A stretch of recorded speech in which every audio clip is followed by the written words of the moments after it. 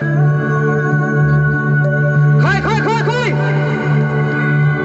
thiên hà la vô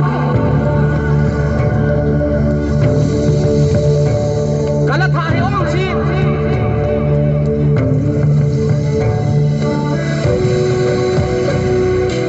คนในยงเสียที่คนต้องอยู่ด้วยthiên hà la vô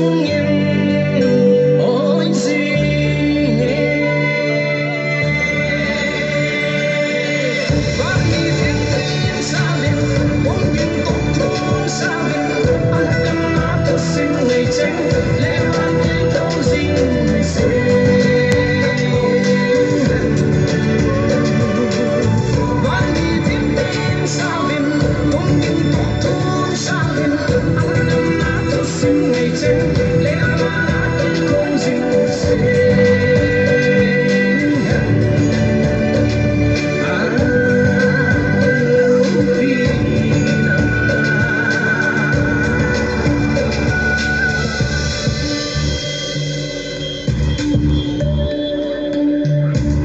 dàng chơi là sao nào phát hiện bộ hình lắm phát hiện seven sisters phù hộ chúng ta hiện tại cái